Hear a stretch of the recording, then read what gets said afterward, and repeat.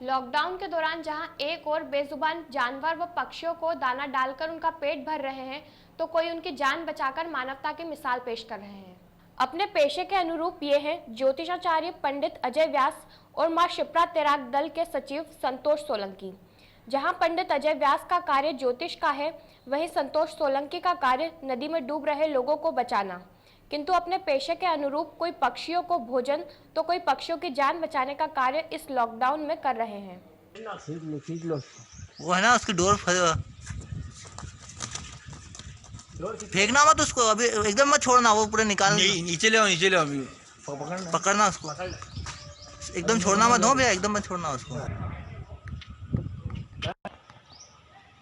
शायद कटेगी नहीं। हाँ ऐसे आ जाएगा, पागल थोड़ी है।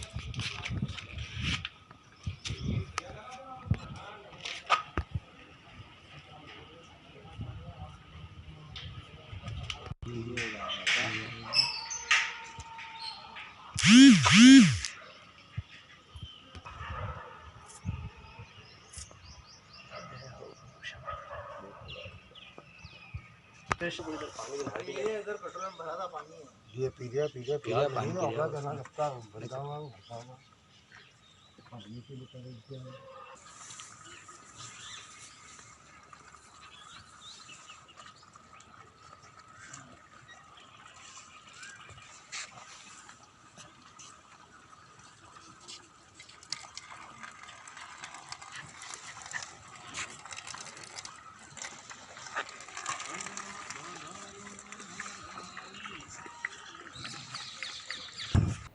पंडित अजय व्यास के अनुसार भारतीय संस्कृति धार्मिक ग्रंथों में ग्रह नक्षत्रों के अनुसार प्रकृति पर्यावरण का बहुत महत्व माना गया है।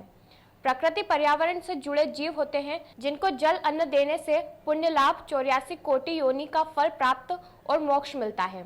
वर्तमान में ज्येष्ठ मास अर्थात ग्रीष्म ऋतु चल रही है। ऐसे में लॉकडाउन का होना, मंदिर बंद होना प्रकृति जीवों के लिए अभिशाप बना हुआ है। सिटी चैनल व स्थानीय तीर्थ पुरोहित पुजारी पंडित अजय व्यास तेराक संतोष सोलंकी ने नदी में मछलियों को जन सहयोग से भरण पोषण की व्यवस्था लगातार 2 महीनों से जल जीव व वन्य जीव जैसे पशु पक्षियों, वानर, श्वान इत्यादि जीव जंतुओं का दूध, टोस्ट, बिस्किट, आटे की गोली नियमित सुबह शाम खिला रहे हैं। साथ ही शहरवासियों से अपील की गई है कि इस भीषण गर्मी और काल रूपी कोरोना महामारी संक्रमण के दौर में अपने अपने घरों की छतों पर पक्षियों के जल व अन्न की व्यवस्था सुचारू रूप से चलाई जाए, जिससे हमारे अवंतिका के पशु पक्षियों का भरण पोषण हो सके। देखिए, मैं पंडित अजय व्यास 3/84 शासकीय मंदिर रामघाट पे पुजारी हूँ और रामघाट पे तीर्थ पुरोहित भी हूँ। धार्मिक ग्रंथों के अनुसार शास्त्रों में प्रकृति पर्यावरण का पूजन का महत्व विशेष माना गया है। साथ में तीर्थों का पूजन भी उसी रूप में मनाया जाता है। प्रकृति पर्यावरण के साथ में जीवों का भी महत्व माना गया है, जो हम ज्योतिष शास्त्रों में राशि अनुसार भी जो चिन्हित चिन्ह माने गए हैं। जो योनियों में जितनी भी योनि मानी गई है वो पशु पक्षियों की योनियों के उपरांत ही मनुष्य योनि प्राप्त होती है, और जिससे मनुष्य अपना मोक्ष का मार्ग हम पे बनता है। अभी विगत दिनों में हम जो देख रहे हैं कि लॉकडाउन के होने से श्रद्धालु तीर्थ स्थानों पे और मंदिर पे नहीं आने के कारण प्रत्येक प्रकृति से जुड़े जीव जंतुओं को खाने पीने के अभाव के कारण कई यातनाएं जैसे मरने भी तक लग गए थे। हमने कई पक्षियों को आपके साथ में देखा भी है, जो कई पक्षियों ने अभी वंचित रहे उन चीज़ों से। तो ऐसे में एक पहल की थी शुरुआत में आप ही के साथ और कुछ जन सहयोग के साथ में, जो मछलियों को दाना डालने के साथ में शुरुआत की गई थी। बाद में धीरे धीरे लोगों के सहयोग मिला और सहयोग के साथ में वानरों को भी हमने फिर बिस्किटें देने लगे, टोस्ट देने लगे। ऐसे में अन्य पक्षियों को भी हमने नरसिंहघाट तक एक प्रयास रखा कि वहाँ तक में जो जितने भी पक्षी आते हैं उनको भी दिया जाए। तो ज्वार बाजरा उनको भी डाले, जो स्वान रहते हैं जो उनको भी हमने दूध डाला। तो ये सब जो शास्त्रों में इनका जो उल्लेख आया है कि जितने भी हमारे जो 84 योनि से हम जो निकल के आते हैं और मोक्ष के रूप में हम जो कार्य करते हैं, इनको देने से उन सबका मोक्ष होता है। जो हमारे पितृ रहते हैं और देव कृपा आशीर्वाद भी इसी तरह प्राप्त होती है। इसका महत्वपूर्ण प्रभाव हम जो महत्व देखते हैं वो प्रकृति, पर्यावरण, जीव जंतुओं का विशेष रूप से इस प्रकार से देखा। वहीं मां क्षिप्रा तैराक दल के सचिव संतोष सोलंकी ने बताया कि हमारा कार्य है जान बचाना, चाहे वह इंसान की हो या पशु पक्षियों की। जान तो जान होती है।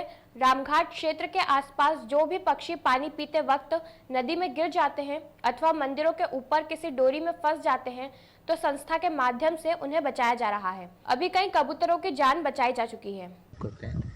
माँ क्षिप्रा तैराक दल है हमारा रामघाट पर।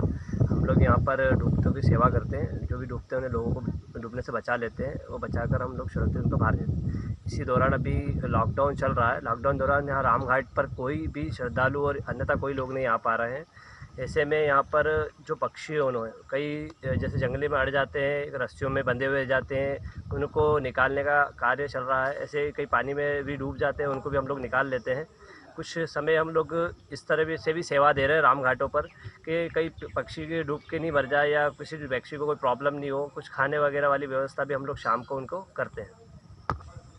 पहले हम लोगों की जान बचाते थे, अब पक्षियों की जान बचा रहे हैं। क्या है कि कुछ पक्षी उड़ के पानी में बैठ जाते हैं जिसके कारण वो डूबने लगते हैं, तो हम लोग देखकर उनको